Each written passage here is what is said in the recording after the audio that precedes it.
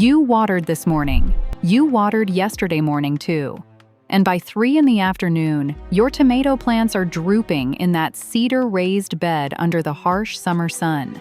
The leaves are sagging, the soil surface is cracked and pulling away from the wooden walls, and a bed that drank 2 full gallons from your watering can at sunrise acts like it never rained. So you water more.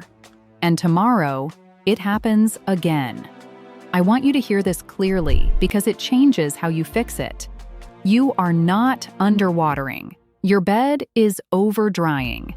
Raised garden beds are accidentally engineered to lose water faster than almost any other way to grow food. Over the next 15 minutes, I will show you the 4 reasons why, backed by real soil science. Then 6 fixes, ranked from the one you can do this afternoon to the one that lets you water once a week in a heat wave. Let's dig in. Reason 1. Your bed has 5 hot surfaces. The ground has 1. Picture an in-ground vegetable garden in cross-section. The sun hits one surface, the top. Everything below sits insulated by tons of cool earth. Now picture your raised bed. The sun hits the top, plus 4 exposed walls.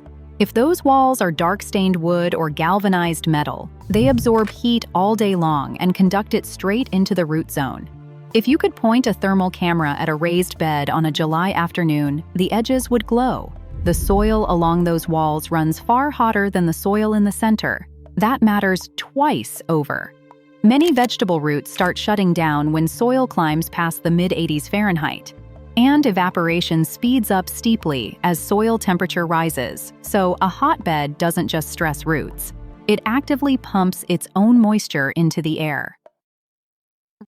Reason 2. Wind. Your bed sits 1 to 3 feet up in moving air, and you can see it in the way the leaves flutter on a breezy day.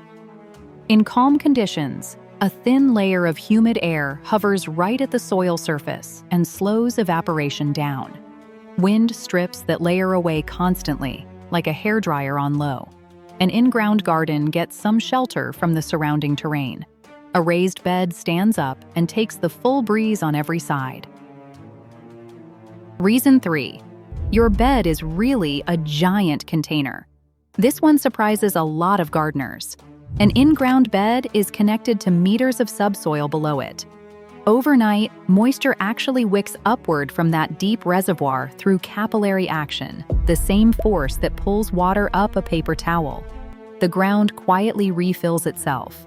A raised bed is cut off from most of that. Gravity pulls water down and out through the bottom, exactly like a terracotta pot on your patio. Water leaves easily. Almost nothing comes back up. That's why raised beds drain beautifully in a wet spring, and it's exactly why they suffer in a dry July. The same design feature that works for you in April works against you right now. Reason 4. What's actually inside your bed? Pick up a bag of raised bed mix at the garden center and look closely. A lot of these mixes are mostly bark fines, peat, and white flecks of perlite. Light, fluffy, fast draining. And peat plays a nasty trick on you. Once peat dries out completely, it turns hydrophobic. It repels water. Pour water onto bone-dry peat and watch what happens. The water beads up on the surface, finds a crack or the gap along the wooden wall, and runs straight out the drainage at the bottom of the bed. The soil looks watered. The root zone is still dry. If you've ever watered a wilted bed and then watched water pour out the base 30 seconds later, that was hydrophobic soil, not overwatering. Heat, wind, container drainage, and a mix that can't hold on to water. 4 forces, all pulling moisture out of your bed at once. Now let's push back. 6 fixes, ranked by payoff for effort. And the first one costs almost nothing, but do it wrong and it can actually make your problem worse. Fix number 1. Deep mulch, done correctly. If your beds are baking right now, this is your move today. 3 to 4 inches of coarse organic mulch spread over every square inch of bare soil. Golden straw, shredded autumn leaves, or arborist wood chips all work beautifully. University extension programs have measured this for decades, and the results are consistent. Mulched soil stays dramatically cooler and loses far less water to surface evaporation than bare soil. You're rebuilding that humid boundary layer the wind keeps stealing, and you're shading the soil so the sun never touches it directly. But there is a right way and a wrong way, and the wrong way backfires. First, water the bed deeply before you spread the mulch. Mulch slows water moving in both directions. Mulch a dry bed and you've sealed the dryness inside. Soak it first, then cover it. Second, keep the mulch 2 inches back from every plant stem. Straw piled against a tomato stem traps humidity right at the crown and invites rot. Third, go coarse, not fine. Fine mulch mats down into a crust and sheds water. Coarse mulch lets rain and irrigation pass through while still blocking evaporation. And one bonus most gardeners never think of. Mulch fixes the top, but remember those 4 hot walls? On the side that catches afternoon sun, lean a wooden board, an old pallet, or even a row of potted plants against the wall. Shade the wall, and you cool the entire edge of the root zone. That's your do this today quick win. Soak, mulch, shade the hot wall. One afternoon, maybe $20. Mulch slows the bleeding. The next fix is completely free, and it's about when you water, not how much. Fix number 2. Water in the morning, not the evening. Water early, ideally before 9 or 10 in the morning, while the sun is still low over the garden. Extension services across the country agree on this one, and the reasoning is simple: physics plus plant biology. In the cool, calm morning air, far more of your water actually soaks into the soil instead of evaporating off the surface. Your plants also get to fill their tissues with water before the afternoon heat hits, which means they face the worst of the day fully stocked instead of playing catch-up at 3 in the afternoon. Evening watering seems logical, and it's better than nothing. But wet tomato and squash foliage sitting through a warm night is an open invitation to fungal disease. And soil that stays saturated through the cool overnight hours does your plants no extra favors. Same water, better timing, healthier plants. Free. Now, when even good timing isn't enough because the sun itself is the problem, you bring out the next tool. Fix number 3. Shade cloth. This fact surprises people. Your tomatoes and peppers don't need full July sun. Past a certain light level, the leaves can't use the extra photons anyway. All that surplus sunshine does is heat the foliage and pull water out of the plant faster. Texas. A&M.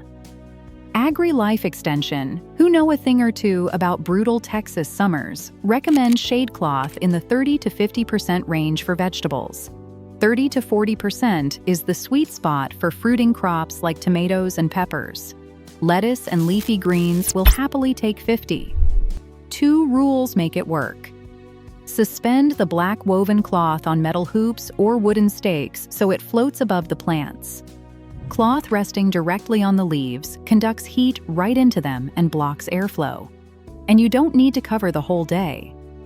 Shading the bed from late morning through late afternoon, or just draping the west-facing side, knocks out the most damaging hours while the gentle morning sun still ripens your fruit. Put the cloth up when a heat wave rolls in. Take it down when temperatures break. Think of it as sunscreen for your garden bed, not a permanent roof. By the way, if this is helping you make sense of your garden, hit subscribe.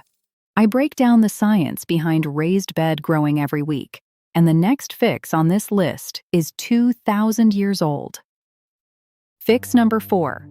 Ollas, buried clay pot irrigation. An olla is an unglazed terracotta pot buried up to its neck in the soil of your bed and filled with water. The clay is slightly porous, and water seeps out through the walls directly into the root zone. And this is the beautiful part. It only seeps when the surrounding soil is dry. Soil suction literally pulls water through the clay on demand. Wet soil, no flow. Dry soil, steady flow. It's self-regulating irrigation with zero moving parts. This isn't garden folklore. Researcher David Bainbridge, writing in the journal Agricultural Water Management, described buried clay pot irrigation as one of the most efficient irrigation methods ever developed, with studies showing it can cut water use by half or more compared to surface watering. The technique goes back over 2,000 years in China and Africa, and it works precisely because water is released underground, below the evaporation zone, right where the roots live. Dig up an established olla, and you'll find roots wrapped around the clay like fingers. For a standard 4x8 bed, 3 or 4 medium ollas will cover most of it. Roots find them from a foot or more away.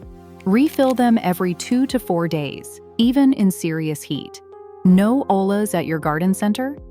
Glue 2 cheap terracotta pots, rim to rim. Seal the bottom drainage hole, bury the whole thing, and fill it through the top hole. $10, 30 minutes. Ollas fix delivery. But if your soil can't hold water in the first place, you're still fighting uphill. That brings us to the fix with the deepest science behind it. Fix number 5. Raise your organic matter. Organic matter is your soil's sponge. Dark, crumbly compost, decomposed leaves, aged manure. These materials hold many times their own weight in water, and they glue mineral particles into crumbly aggregates full of small pores that store moisture where roots can reach it. How big is the effect? The USDA's Natural Resources Conservation Service has long cited an estimate that each 1% increase in soil organic matter helps an acre of farmland hold up to 20,000 more gallons of water. Now, in fairness, a large 2018 analysis by soil scientists Minasny and McBratney found the real-world gain is often more modest, and it varies a lot by soil texture. But even the conservative numbers are meaningful.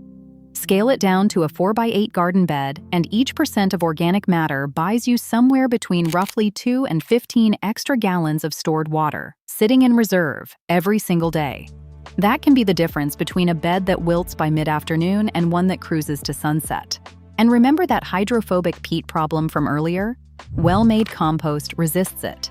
Compost re-wets easily even after drying out, so your water actually soaks in instead of channeling past the roots. The move right now, in July, is gentle. Spread 1 to 2 inches of compost across the soil surface under your mulch and let each watering carry it down. No digging, no root disturbance. Then this fall, work more in properly. This is the slow fix, and honestly, it's my favorite one because it makes every other fix on this list work better, which leaves the biggest project of all, the one that ends this problem permanently. Fix number 6. Convert to sub-irrigation.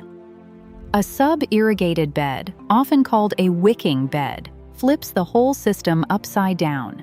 You build a sealed water reservoir in the bottom of the bed using pond liner and perforated drainage pipe, a few inches deep, with a vertical fill pipe and an overflow hole so it can never flood. Above the reservoir sits your soil, and capillary action, that same paper towel force from earlier, wicks moisture upward to the roots continuously. You've essentially rebuilt the deep subsoil connection your raised bed lost, except now the reservoir is yours to control.